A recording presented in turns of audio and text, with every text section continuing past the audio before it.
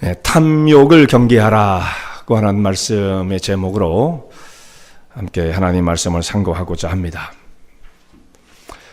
우리가 저희 집에 우물물을 쓰고 있는데 아마 금요일부터 그랬던 것 같아요. 금요일부터 물이 갑자기 나오질 않게 되었습니다. 수도관의 그 밑에 문제가 생겨서 나중에 알고 보니까 맨 밑에 우물 속에 들어있는 아마 펌프가 잘못됐다고 하는 것 같아요. 그래서 큰 공사를 해야 될 것 같습니다. 그래서 지금도 우물물을 사용하지 못하고 물이 없어서 굉장히 불편을 겪고 있는데, 그래서 오늘 제가 왔더니 어떤 분이 옆에 가지 마세요, 냄새 나요, 그렇게 말씀을 농담을 하셨는데, 어제 저녁 때 우리 성도님들의 집에 가서 그래도 오늘 주일날 목욕제기를 하고 와야 될 거 아니겠어요?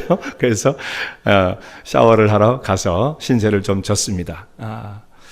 꼭 느낌이 한국에 있을 때 목욕탕 가는 느낌으로 이만한 그 가방에다가 싸가지고 그런 체험을 어제 하게 되었습니다. 물이 없다는 것 참 굉장히 불편하더라고요. 대신에 또 많은 사랑을 받았어요. 저희 집에 오세요, 저희 집에 샤워하러 오세요, 이러신 분들이 참 많아서 참 우리 성도님들이 참 사랑이 많으시구나, 그런 생각을 했고, 어제 또 아침에는 어떤 장로님께서 이만한 물통에다가 물을 2개나 큰 통에 받아갖고 오셨어요. 또 먹을 물도 사오시고, 그래서 우리가 그 물이 없어서 충분히 건들 줄 알았는데 어제 그 물을 다 쓰고 좀 모자라더라고요. 물이 참 많이 필요하구나 하는 생각을 하게 되었습니다. 그래서 불편은 했지만 또 좋아하는 사람이 한 분 있었겠죠. 누가 좋아했겠어요? 설거지를 못하고 밥을 할 필요 없으니까 우리 집사람이 마치 휴가를 받은 것처럼 말 못할 그 좋아함, 너무 또 표현하면 안 되니까 즐기고 계시는 것을 제가 느낄 수가 있었습니다. 화장실에 가서 물을 내리는 거, 이게 마음대로 안 되잖아요. 그래서 쓴 물을 또 이렇게 담아가지고 이 물이 얼마나 보배로운지 그걸 또 쓰고 재활용을 하고 이렇게 지금 사용하고 있습니다. 세수도 물이 많이 필요 없다는 걸 제가 깨닫게 되었어요. 세수를 우리는 막 물을 켜놓고 물이 막 밖으로 튀어나갈 정도로 이렇게 세수를 하는데, 물이 없으니까 요만한 대야에다가 이렇게 딱 떠놓고 그것으로 이렇게 해도 충분하다라는 것을 깨달으면서 평상시에 쓰는 그 물의 한 10분의 1만 가지고도 사는 데는 별 지장이 좀 불편하지만 충분하겠구나. 우리가 원래는 그저께 살았었죠. 근데 너무 편하게 수도꼭지만 딱 틀면 물이 콸콸 쏟아져 나와야 되는 그런 환경 속에 살다 보니까 물이 이렇게 우리에게 쉽게 사용할 수 있게 되어진 것에 대한 고마움, 이런 것이 별로 없어요. 우리는 오히려 물을 가지고 탓을 많이 합니다. 우리 집 물은 좀 세가지고 막 비누가 묻으면 막 뻑뻑해요. 또 저희 집 같은 경우는 소프트너를 쓰기 때문에 저는 또 앞만 닦고도 비눗물이 안 가져서 또 문제가 있어요. 그렇게 되죠. 또 수압이 너무 약해요. 물이 그냥 팍 쏘는 맛이 있어요. 그러면서 별 얘기를 다 합니다. 우리는요. 그게 다 사실 어떻게 보면 참 배부른 이야기인 거죠. 고마움보다는 그 속에서 뭔가의 문제를 찾아가는 또 사람들의 심리이기도 합니다. 근데 물을 조약해서 쓰면서 이게 참 물이 많이 없다는 것이 이렇게 불편한데, 그걸 며칠간의 체험이었지만 앞으로도 뭐 한 2-3일 정도 더 갈지도 모르겠어요. 근데 이것을 평생 물이 모자란 국가에서 평생 그렇게 사는 사람, 그보다 더 열악하게 물을 기르다가 저희는 차로 옮겼지만 이거 지고 다니는 사람이 있지 않습니까? 그렇게 해서 살아가는 사람들이 있다라는 것을 우리가 생각해야 하는 것이고, 평상시에 우리가 그렇게 누리고 있는 것이 얼마나 큰 정말 복을 누리고 있는가, 편안함을 누리고 있는가, 이것을 우리가 기억할 수 있어야 된다는 말씀입니다. 그런데 우리는 너무 흔하게 되어지면 그 흔한 것에 대한, 흔하기 때문에 고마움을 잘 모르고 그 소중함을 잘 모르게 되어지는 것이 사람의 무딘 마음인 거죠. 이것이 물도 참 고마운 것이지만 사실상 가장 고맙고 가장 귀한 것은 하나님의 넘치는, 물처럼 부어주신 그 하나님 넘치는 은혜인데, 그것도 우리가 받고 살면서 그것이 얼마나 소중한 것인가를 잘 알지 못할 때가 참 많다라는 것입니다. 이것을 잃어버리고 살죠. 근데 문제는 그것을 잃어버렸을 때 오는 결과가 우리에게 어떤 영향을 미치냐면 우리에게 있어서 행복을 다 앗아가 버리는 겁니다. 감사가 없는 사람들은 행복을 다 빼앗긴 사람들이에요. 그리고 불평거리를 찾는 거예요. 그 사람들이 바로 여기 오늘 성경에 나와 있는 이스라엘 백성들이 광야를 걸으면서 늘 되풀이했던 삶의 모습이었습니다. 이들의 모습이 어떻습니까? 탐욕을 품은 백성이 되어지니까 그 속에 감사를 잃어버린 채 그 마음에 오히려 탐욕으로 채워져서 하나님을 향해서 감사하지 못하고 원망과 불평을 쏟아내게 되었습니다. 이들이 은혜를 체험하지 못한 게 아니었어요. 구원의 감격을 체험하지 못한 것이 아니었어요. 찬송을 불러보지 않은 사람들이 아니었어요. 다 체험을 했어요. 유월절을 감격스럽게 이들이 체험을 했고 홍해를 감격 속에 건넌 바가 있었습니다. 마른 땅처럼 홍해를 건너고 하나님의 구원을 찬양했던 사람들입니다. 그런데 이들의 마음속에 그 구원의 감격이 희미해지고 사라지게 되어지자 그 빈 공간에 파고든 것이 바로 원망과 불평인 것입니다. 사람의 이 인간의 인격의 구조는 이렇게 되어 있습니다. 그걸 도표로 그린다면 이렇게 되어 있어요. 어떤 한 일정한 양이 있으면 그것이 감사와 하나님의 은혜를 찬양하는 마음으로 꽉 그 공간에 채워져 있으면 그렇게 행복과 기쁨의 삶을 살아가지만 여기서 감사가 사라져 빠져나가기 시작하면 그 빈 공간은 빈 공간으로 남는 게 아니에요. 그 빈 공간은 원망과 불평으로 채워집니다. 이게 참 이상한, 회색지대는 없어요. 회색지대는 없습니다. 원망, 이게 감사가 빠져나간 만큼 무기력 속에 사람은 붙잡히게 되어지고 그 속에 사람은 원망과 불평이 늘 입에서 그 사람의 투덜거림을 통해서 나타나는 거예요. 그리고 참 능력 없는 삶을, 좀 그렇지만 볼품없는 삶을 살아가는 겁니다. 이스라엘 백성들이 그러잖아요. 지금 이 광야에서 참 볼품없는 삶을 40년간 방향도 없이 목적도 없이 헤맬 수밖에 없었던 것입니다. 이들이 40년간 하나님의 징벌을 받으면서, 원래 목적지는 광야가 아니었어요. 그런데 광야에 머물면서 딱 두 사람만 마지막에 남을 때까지 광야를 헤매이는 신세로 전락하고 말았던 것입니다. 하나님께서 이들을 애굽 땅에서 건져내실 때는 목표가 분명했습니다. 이들을 족과 꿀이 흐르는 아브라함 그 후손들에게 주시겠다고 약속하신 가나안 땅으로 인도해 드릴 하나님의 계획을 가지고 구원의 목적은 분명했던 거예요. 너희들 광야에 나와서 한번 실컷 고생을 해봐라. 그런 모습으로 그들을 불러내신 것이 아니었습니다. 그들을 불러 약속하신 땅으로 인도해 가기를 원하셨지만 그러나 이들이 하나님을 거역하고 원망, 불평 속에 빠져들었을 때 결국은 40년간 광야에 쓰러지는 사람들이 되어버리고 말았던 것입니다. 탐욕을 품게 되어질 때, 근데 이 탐욕은 어떤 몇 사람의 특징이 아니에요. 이건 우리 사람, 인간이 갖고 있는 인간됨의 특성인 겁니다. 이거 없는 사람은 없어요. 이거 어떻게 다스릴 것이냐의 문제인 것입니다. 그래서 탐욕을 경계하라. 이 말씀을 한번 상고를 하도록 하겠습니다. 이스라엘 백성들의 모습을 보면요, 이 탐욕에 붙잡히니까 분수를 몰라요. 참 이게 말이 좀 거칠죠. 제가 오늘 말씀을 보면서 민수기에 제 말이 다 아닙니다. 제가 드린 이 말은 성경 말씀이 들어있는데 여러분들이 이 말씀을 위해서 목사님 오늘 또 설교가 좀 세신데 이렇게 생각하지 마시고 성경이 그런 걸 어떻게 하겠어요? 성경이 그런 걸. 여러분들 좀 넉넉한 마음을 가지고 말씀을 보시길 바랍니다. 그런데 여기 어떻게 되냐? 좀 거칠게 나와 있어요. 분수를 모른다. 분수를 모른다. 이건 모세도 한 얘기고 모세를 공격하는 어떤 사람들이 또 한 얘기가 그런 말이 나옵니다. 사람이 탐욕을 품게 되어지면 눈이 가리워져요. 그래서 정상적인 사고, 정상적인 판단을 할 수 없는 상황에 빠지게 됩니다. 사람이 그렇잖아요. 욕심에 사로잡히면 그것밖에 안 보이잖아요. 사람이 욕심에 사로잡히면 자기가 생각하는 것 그 범위 내에서 모든 생각의 범위가 갇혀버리고 마는 거예요. 전체를 종합적으로 볼 수 있는 균형 잡힌 시각을 잃어버리게 됩니다. 욕심에 빠진 사람들. 이 탐욕이 그야말로 사람의 눈을 벌게 한다. 늘 우리도 쓰는 말 아닙니까? 탐욕이 사람의 눈을 멀게 만드는 거예요.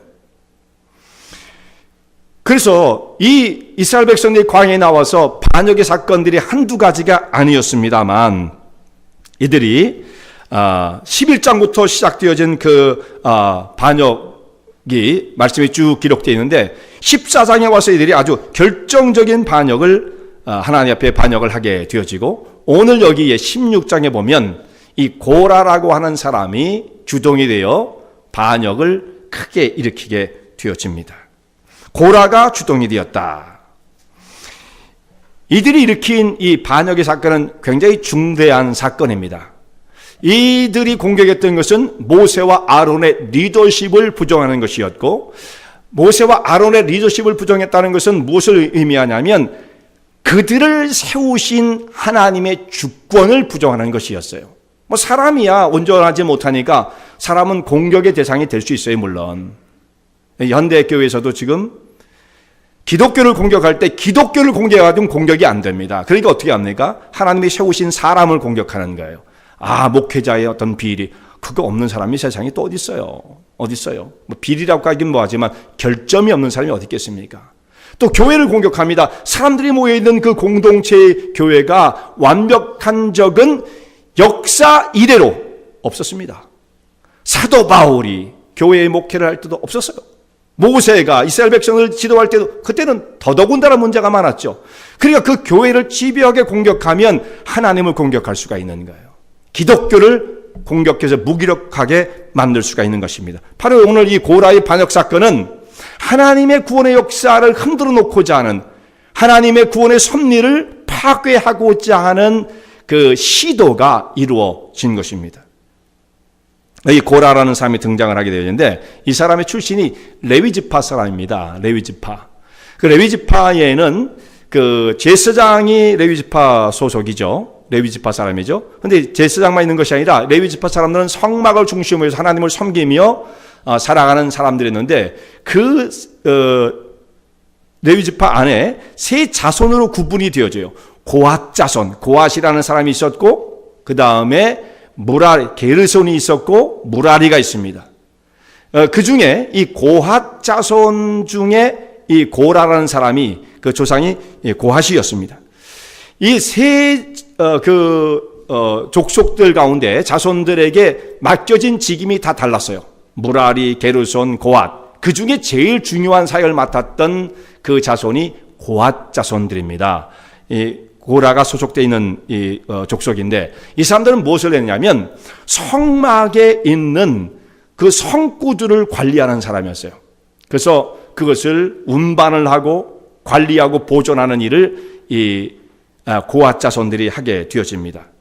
그러니까 다른 그 게르손과 무라리 사람들은 성막의 기구 중에 기구를 담당하는 것이 아니고 뭐 말뚝이라든지 천막이라든지 아니면 받침이라든지 이런 것들을 옮겼어요. 그런 걸 옮길 때는 무게가 굉장히 나왔고 성소에 들어가 있는 성구에 비하면 사실상은 덜 중요한 것이었죠. 그러니까 그것은 수레에 싣고 막 옮기면 돼요.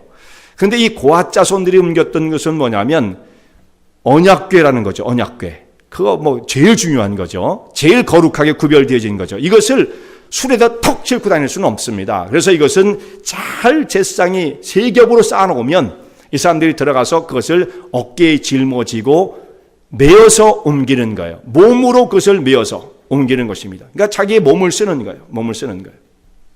그걸 함부로 움직여서는 안 되는 것입니다. 지극과 정성으로 성물을 관리하는 직임을 이들에게 맡았다라는 것이죠. 근데 이들은 그렇게 하나님께서 맡기신 그 사명의 중대함을 이 고앗 자손의 후손인 이 고라는 잘 알지를 못했어요. 어느 정도로 생각했느냐? 자기를 생각할 때 이렇게 생각합니다. 야, 우리가 여기 이스라엘 백성들 그 모세나 아론을 보고 다른 사람들 보니까 우리는 완전히 짐꾼이네, 짐꾼. 이렇게 생각을 하는 거예요. 하나님께서 구별하여 세우신 그 귀중한 직분을 자기 스스로 이해하기를 아주 비하시켜서 자기를 낮추는 건 좋지만 하나님께서 부여하신 그 귀중한 사명을 그렇게 생각하지 못하고 하찮게 여기는 겁니다. 몸된 교회에서도 우리 성도님들이 주께서 맡기신 하나님의 사역을 그렇게 하찮게 가치 없는 것을 여기면 누가 그래서 정성을 다해서 충성을 다하겠습니까? 마음이 그 속에 들어가 있지 않는 거예요. 그냥 때우는 거예요. 때우는 거. 그걸 가지고 하나님 영광을 받을 수 있으실까요? 참 그런 건 중대한 문제가 되어지는 거예요. 하나님께서 자 나에게 이 여러 가지 사역 중에 이와 같은 사역을 맡기셨다고 한다면 그 일을 마음을 다해서 충성을 다하면 하나님은 그것을 보시는 거예요. 하나님께서 뭐라고 말씀하시겠습니까? 착하고 충성된 종아, 내가 이 작은 일에, 사실 다 작은 일입니다. 하나님께서 보실 때는 이 작은 일에 너희가 충성하였으니 내가 큰 것으로 맡길 것이다. 이런 칭찬과 인정을 받게 되어지는데 스스로가 그것을 하찮게 여기고 충성하지 않게 되어지면 나중에 하나님 앞에 갔을 때 어떤 대우를 받게 될 것인가? 악하고 게으른 종이 되겠죠. 무서운 결과가 오게 되어지는 것입니다. 이 고핫의 자손 고라라고 하는 사람은 자기가 맡고 있는 사역에 대한 중대한 사역임을 깨닫지 못했던 것입니다. 그러면 어떻게 돼요? 감사가 없어지죠. 소중하지 않은 거예요. 왜 나한테 이렇게 하찮은 일을 맡겼을까? 이런 생각이 들게 되었던 것입니다. 곧 감사가 사라진 자리, 거기에 불평과 원망이 들어오게 되어지죠.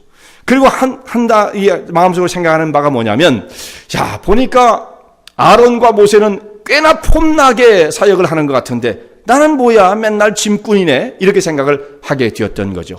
그 사람을 향한 탐욕의 마음 품게 된 겁니다. 시기와 질투 같은 것이잖아요.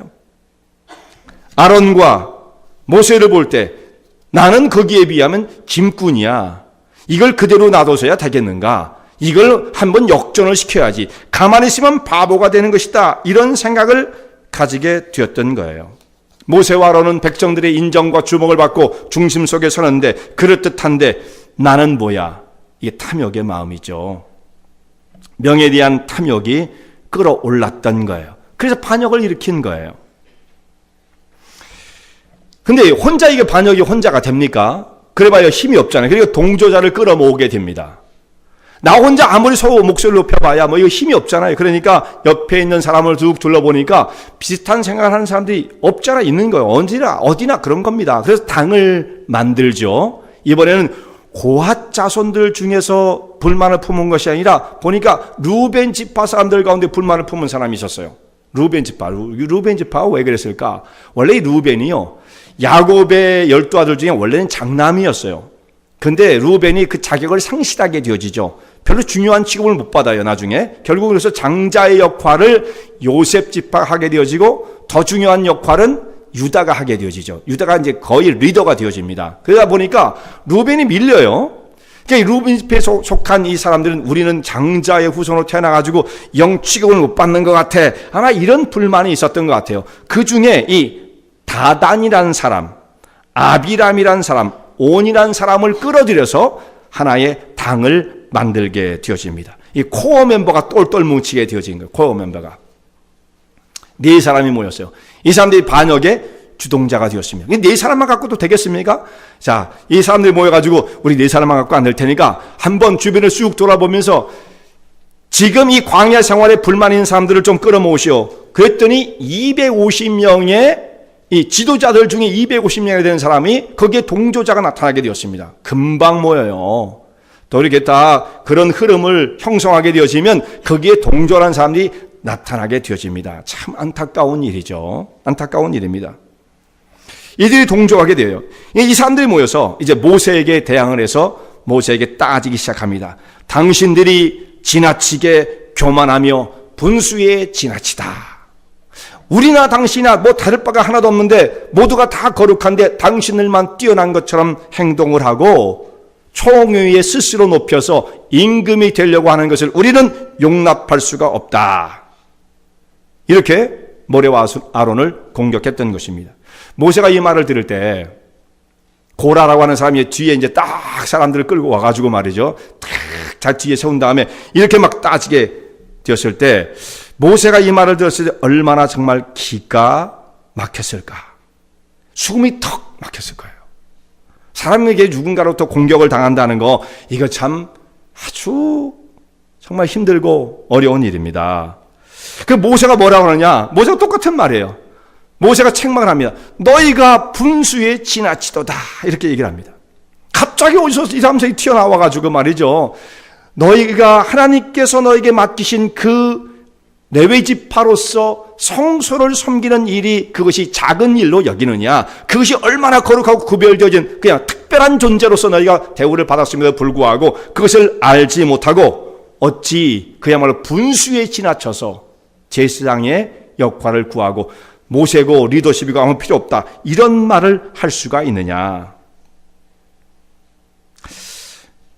이 사람들에게 있어서는 뭔가 이 직분이 가져다 주는 어떤 그 지위의 어떤 폼나는 일, 어떤 그것을 바라고 있었던 거죠. 제사장, 이거 폼나는 것 같아. 모세, 백성들이 다 모세를 좋아해.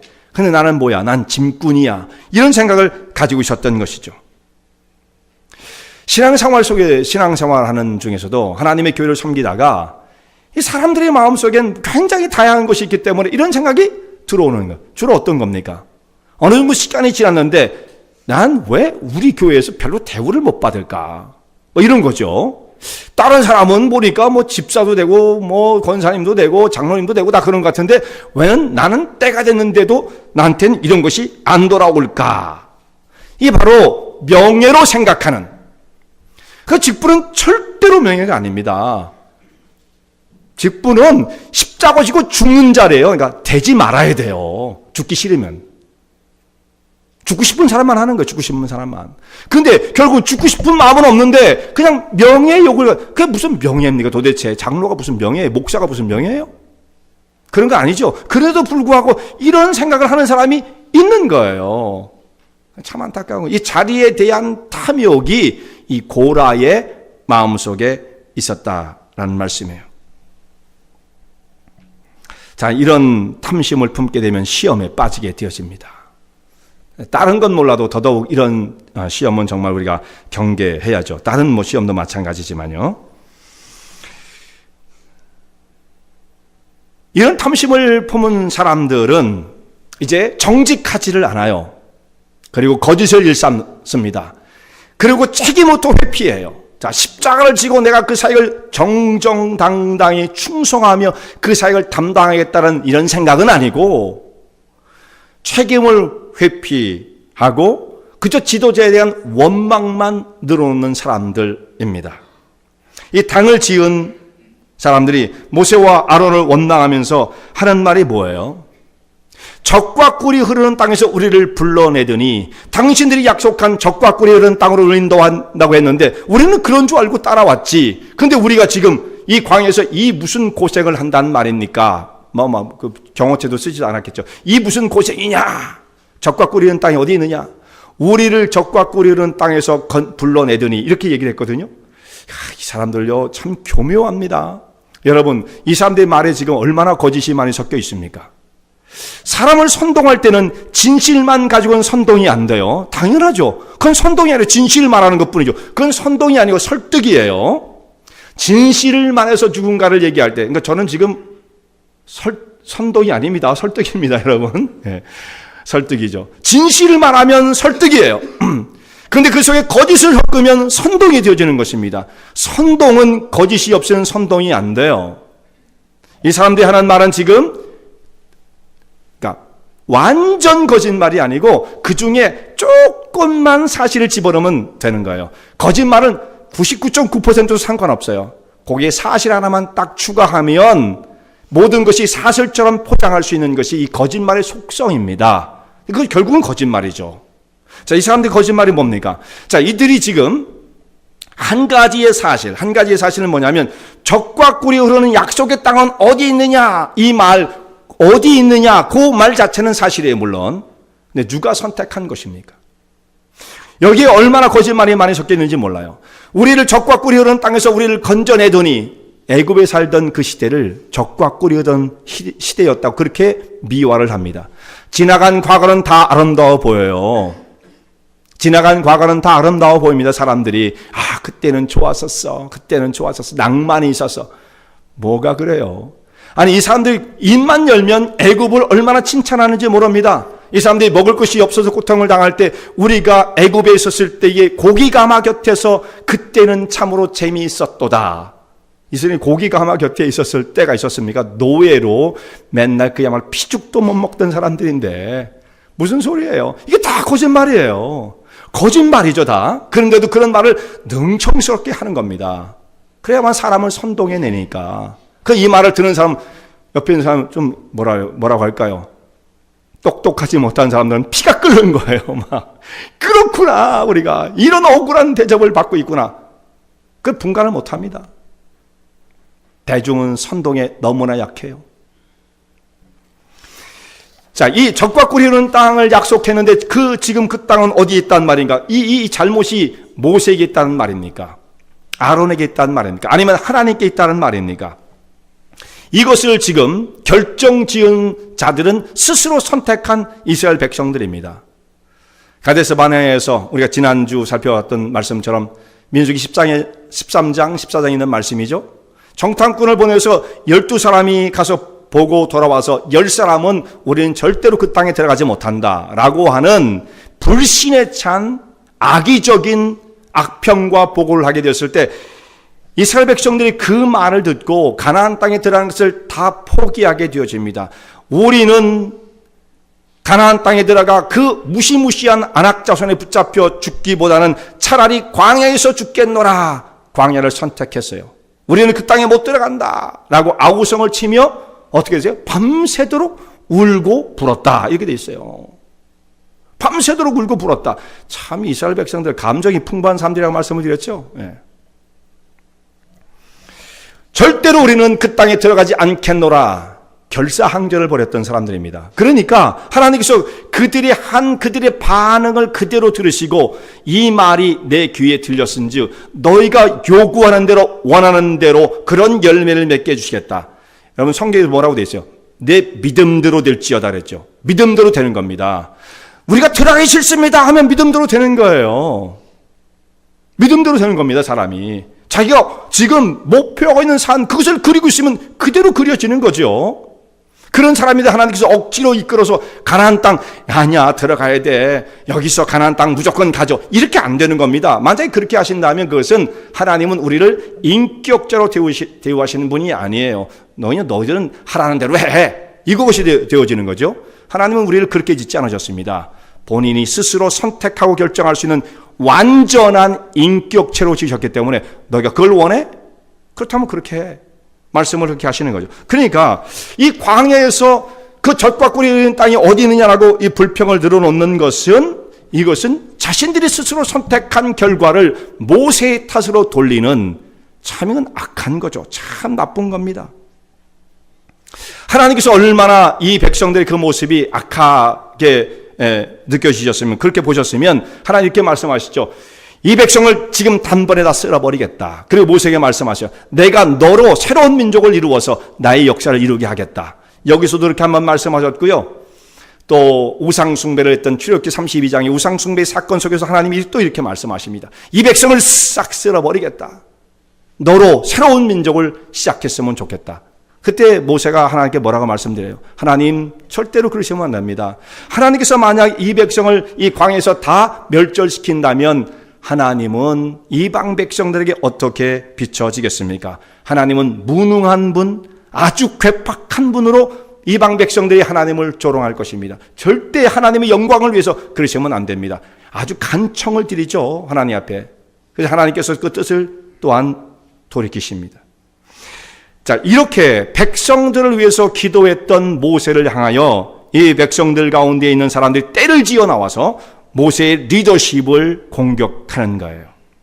자신들의 행위를 돌아보지 않은 채 이 모든 책임이 다른 사람에게 있다라는 거죠. 책임 회피. 정말 염치 없는 사람들입니다. 무슨 문제가 생기면 리더를 공격하면 속이 좀 그래도 후련해지나 봐요. 그런 모양이죠. 제가 이런 일을 한번 겪었어요. 벌써 굉장히 오래된 일인데요. 제가 시카고에 와서 얼마 안 됐을 때 이제 제일 처음에 사역을 했던 것이 대학 청년부 사역을 오래 했습니다. 참, 그때 제가 이렇게 백팩을 메고 다니면서 참 청년처럼 뛰어다니는 것이 엊그제 같은데 벌써, 시니어 대접을 받아가면서 이렇게 살게 되었는데, 그랬었어요.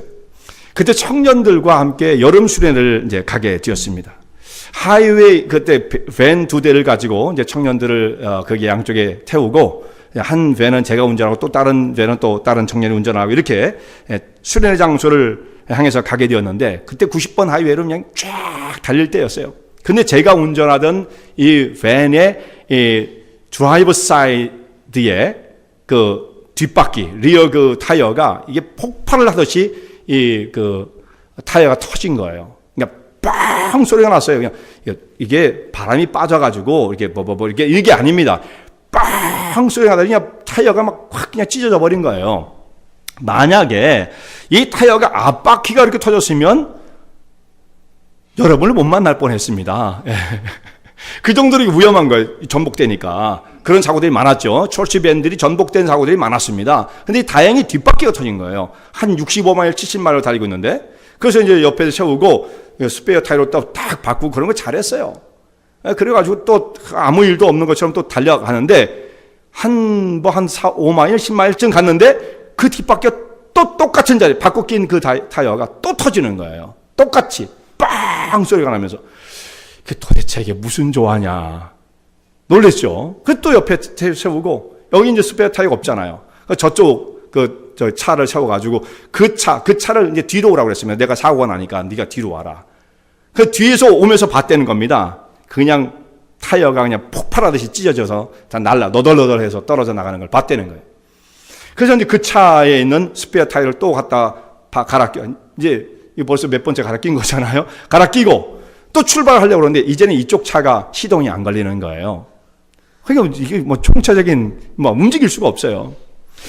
그래서 왜 이렇게 됐을까? 청년들과 정말 그 중요한 시간 수련회를 은혜롭게 하고 기도회도 하고 말씀을 전하고 이렇게 하기 위해서 수련회를 가는데 왜 하나님께서 이 길을 막으실까? 그런 생각을 하게 되었어요. 그래서 청년들을 다 이제 오라고 그래서 이 한쪽에 이렇게 모아놓고 우리가 하나님의 뜻이었는지 한번 기도하자. 그래서 청년들이 한 20명 정도 됐던 것 같아요. 쭉 둘러서가지고 이렇게 손을 잡고 우리 한번 기도하자. 그랬더니 그 중에 한 청년이 저한테 이러는 거예요. 그 폼을 저는 다 이게 흉내를 낼 수가 없습니다. 건들건들 와가지고 그러면서 뭐라 그러냐? 목사님! 이게 막 목소리가 이상해지는 거예요. 목사님! 여기가 하이웨이인데 그 기도한다고 되는 겁니까? 뭐 이런 식이에요. 저는 그런 식의 반응이 나올 거라고는 꿈에도 생각을 못했습니다. 왜 그런 반응을 할까? 그래서 그때 그 장면이 지워지잖아요, 저한테. 그래서 제가 순간적으로 스치는 바가 뭡니까? 얘들이 교회에서 뭘 배웠길래 이러나? 맨 이민교회에서 싸우는 걸 보더니 여기 와서도 그 짓인가? 정말 그런 생각이 확 드는 거예요. 저는 그때는 온순한 양이었던 줄 알았어요. 저도 그래 좋은 건 아니지만 그래도 그렇게 할 수는 없잖아요. 야, 그러지 말고 우리가 한번 하나님 앞에 기도하자. 그래서 모아놓고 기도를 했어요. 근데 그때 기적이 일어났어요. 그 사건을 다 말하려면 오늘 설교 여기서 끝내야 돼요. 그러니까 그 얘기는 더 이상 못하고 기적이 일어났어요. 그래서 은혜롭게 그 수련을 잘 마칠 수가 있었어요. 걔들이 하나님의 살아계심을 체험할 수가 있었어요. 그 일을 통해서 제일 불만 있던 애가 기도의 응답을 받고 이렇게 됐었어요. 근데 그 일을 보면서 무슨 문제가 생기면 지도자를 원망하더라고요. 제가 무슨 칼을 들고 있다가 타이어를 판꾸를 냈습니까? 뭐 했습니까? 그런 거 없잖아요. 근데 무슨 문제가 생기면 멀쩡한 사람 와서 저는 열심히 봉사를 했어요. 운전도 하는 녀석이 와가지고 저한테 참 이게 왜 그럴까? 참 그러면서 여러 가지 생각을 했죠. 우리 교회에서 자라고 있는 아이들이 우리 주일학교를 거치고 유스그룹을 거치고 청년부를 많이 거친 아이들이 무슨 문제가 생길 때 그렇게 반응하면 그건 절대로 안 되는 겁니다. 그런 사람이 하나도 없다고 봐요. 우리 교회 성도님들은 그럴 분이 한 분도 없다고 봐요. 그럴 이유가 없잖아요. 그리고 아무리 이치적으로 바보같이 따져봐도 그럴 수는 없는 거죠. 그런데 여기서 자란 사람들 중에 그런 사람들이 있더라. 참 저도 굉장히 충격이었습니다. 근데 그 충격적인 일이 거기만 있었던 것이 아니고 이 성경 본문 속에 있는 거예요. 이들을 광야에 40년 동안 떠돌게 만든 것이 모세의 책임이었단 말입니까? 아니었던 거지요. 그들이 스스로 선택한 결정, 이었던 거예요.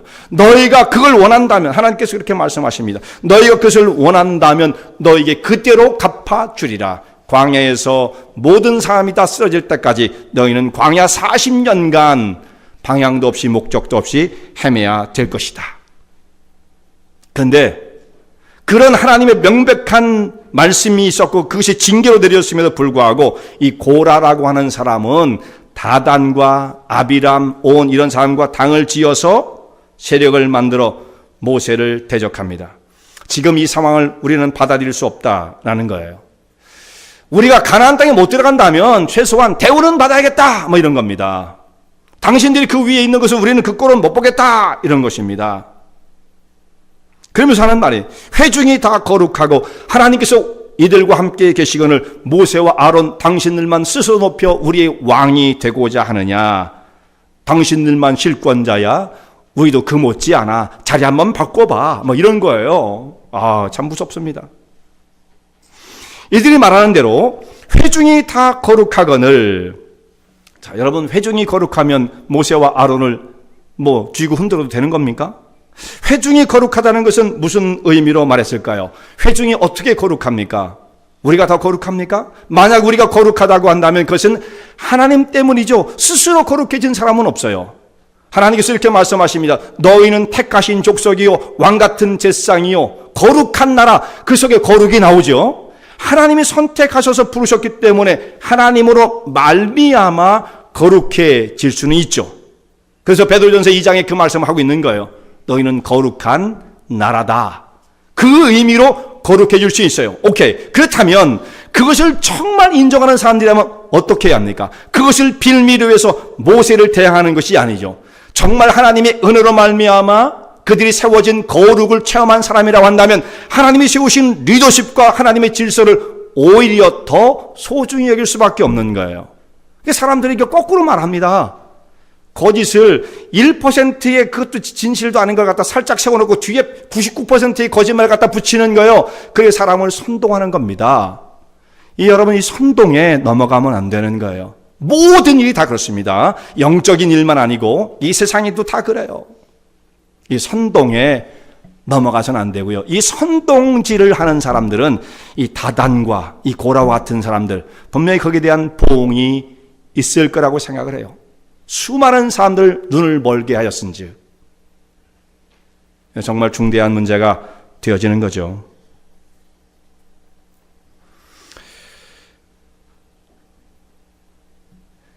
이들의 모습은 책임을 회피하고 또 지도자의 원망으로 그들의 불평거리를 지도자의 원망하는 것으로 폭발을 시켰던 것입니다. 또 이들은 감사를 모르는 자들이었어요. 감사를 모르는 자들의 염치 없는 마음. 참 거칠게 말씀을 좀 달긴 했습니다만 이것 이외로 설명할 길이 없어요. 감사를 모른다는 거예요. 감사. 여러분 근데 감사를 모르면 어떻게 되냐? 염치가 없어져요. 사람이요. 염치가 뭡니까? 염치. 뭐가 잘못된 일인지 옳은 일인지를 잘 구분하지 못하고 이것이 창피한 일인지 아닌지를 구분하지 못하는 마음. 염치라는 건 뭐냐면 이건 창피한가 이러면 안 되는 거야. 이런 삼가하는 마음이 생기는 것, 그것이 인간의 본성 속에 있다라고 맹자도 얘기한 거예요. 수호지심이 있다 사람에겐. 그렇게 뭔가가 있으면 그건 안 되는 거야. 사양하고 그건 사양지심이지만 수호지심, 뭔가 이게 잘못된 것에 대한 그 수치를 느낄 줄 아는 것이 인간의 본성이다라는 것입니다. 그건 성경에서 말씀하신 것이 아니지만 그럼에도 불구하고 인간을 말한 것, 그건 명백하게 맞는 이야기죠. 그런데 이 감사를 모르면 염치가 없어져요, 사람이요. 자, 모세의 리더십을 반역한 무리들이 나타나서 백성을 선동할 때 이때 지도자들이 250명이 가담하게 되었죠. 코어 멤버는 4사람이었고 그리고 여기에 14,700명이 또한 가담을 하게 됩니다. 나중에 보면 이 사람들이 전염병으로 죽게 되어지죠. 그래서 많은 이스라엘 백성들이 여기에 참여하게 되었어요.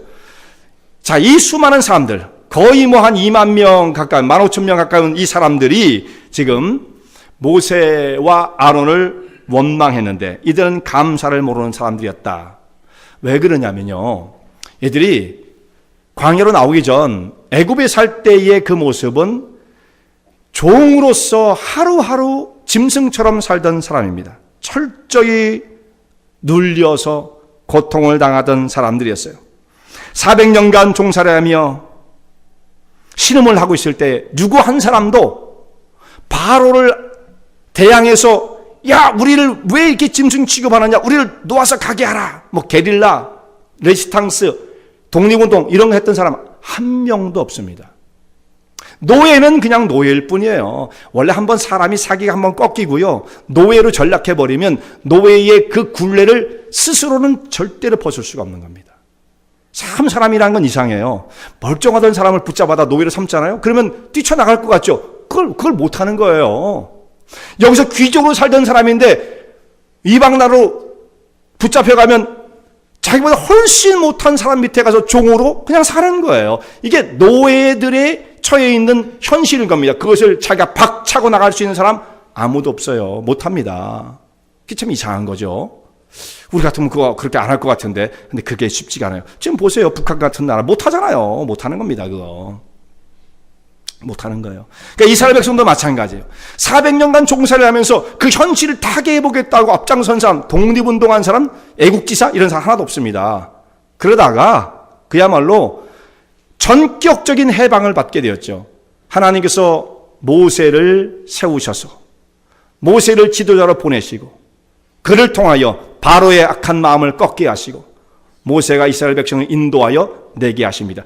하나님의 역사였고 그 가운데 우리가 잊어서는 안 되는 것은 사실 이스라엘 백성들은 하나님의 은혜가 크다 다 공감할 수 있고 인정할 수 있죠. 그 중에 또한 빼놓을 수 없는 건 뭐예요? 자, 모세가 참 그래도 훌륭한 일을 했다, 이거 인정하지 않을 수 없는 거죠. 우리를 위해서 그렇게 많은 애를 썼다라는 것, 이것을 잊을 수는 없는 것 아니겠습니까? 이스라엘 백성들은 철저하게 바로의 권력 앞에 무너져서 굴종을 하며 노예의 모습을 벗어나지 못한 채 그렇게 자기를 학대하는 바로를 주인으로 섬기며 그의 가호를 바라는 이 상태를 벗어나지 못했던 자들이었어요. 그들을 하나님께서 모세를 통해서 건져내시게 됩니다. 모세야말로 이스라엘 백성들에게 하나님의 은혜를 전달해 준 사람이 되었던 것이죠. 그리고 그는 충성되이 사역을 감당했습니다. 다른 사람과 달랐다. 하나님께서 모세의 리더십을 인정하십니다. 백성들을 사랑하고 그들을 인도하고 백성들의 문제가 생기면 그들을 위해서 기도했던 사람이 모세였죠. 그의 지도력, 그의 능력, 지혜, 율법을 전해준 모세의 역할, 너무나 중요한 사역을 감당하게 되었어요. 그런데 이 고라와 당을 지은 사람들은 모세에게 감사하긴커녕 모세의 리더십을 공격했던 것입니다. 그리고 반역을 꾀하는 거예요. 그러면서 한 말이 이럽니다. 네가 뭐가 우리랑 다르길래 우리의 왕이 되느냐, 이제 우리의 눈을 빼려고 하느냐, 말도 안 되는 얘기를 막 갖다 붙이죠. 우리의 눈을 빼려고 하느냐, 이게 무슨 말이에요? 우리의 눈을 다 빼가지고 눈먼 장님으로 만들고 우리를 그렇게 종으로 만들려고 하느냐, 우리를 바보로 하느냐, 막 이런 거예요. 우리는 다 알 것 안다, 이런 거죠. 너희의 특권을 우리에게 돌리라, 내가 더 잘할 수 있다. 생떼를 쓰고 있는 것입니다. 막무가내이죠. 막무가내. 간혹 보면 사람들 중에 저희 교회는 그런 분이 없지만 간혹 보면 세상에 이런 사람들이 있는 거예요. 결국은 고라와 당을 지은 이 사람들 하나님의 징계를 받게 되어집니다.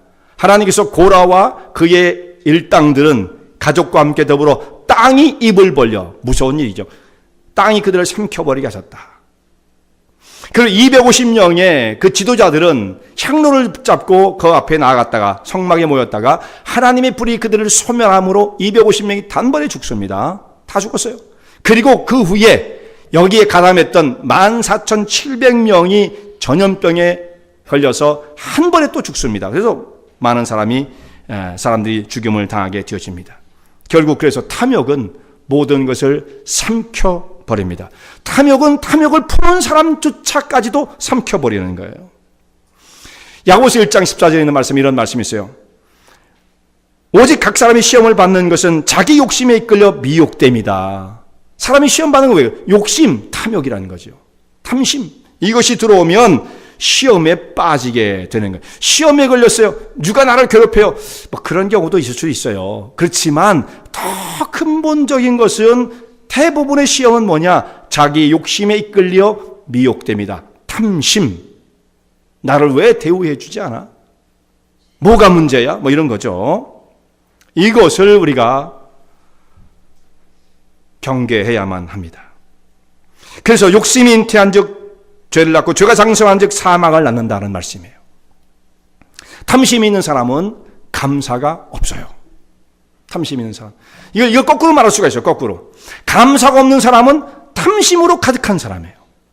자, 여러분 생각해봐요. 내가 지금 나의 생활 속에 감사가 있는가? 물 한 모금을 쓰면서 양동이에 물을 쓰면서 정말 감사가 있는가? 그런 사람은 욕심이 없는 사람이에요. 감사가 있는 사람. 이게 프레셔가 이렇게 약해. 이게 지금 뭔가 마음속에 불만이 가득한 사람이에요. 프레셔가 약해. 물이 뻣뻣해. 물론 좀 고쳐올 것도 필요하긴 하겠습니다만, 그걸 좀 생각해 볼 필요가 있다 이거예요. 그런데 이렇게 탐심을 가지게 되면 모든 것을 삼켜버립니다. 심지어 어디까지 삼키느냐? 하나님의 은혜도 삼켜버려요. 이 사람들이 은혜를 받았다고 그랬죠. 십자가의 구원의 은혜를 받았다고 그랬죠. 6월절의 어린 양의 그 십자가의 구속을 체험한 사람들이죠. 감격스럽게 홍해를 건넌 사람들이죠. 세례를 받은 사람이에요. 그래도 탐욕을 보면 이 모든 것을 다 삼켜버리는 거예요.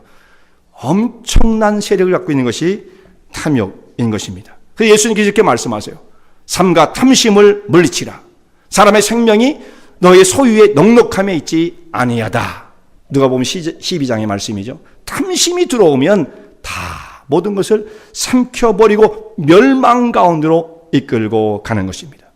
광야의 길을 걷고 있는 우리 인생의 이 길 가운데 이스라엘 백성들처럼 우리도 사실상 순간순간 고통과 아픔들을 경험하게 되어져요. 그런데 그 속의 중심이 하나님의 은혜를 소중히 생각하는 마음이 있으면, 그 믿음을 간직한 사람이라면 그것을 물리쳐낼 수가 있어요. 시험을 시험으로 여기지 않고 극복해낼 수가 있습니다. 마음속에 하나님이 주신 은혜를 깊이 간직하고 생명의 은혜에 감사하는 주의 종들 되시길 바랍니다.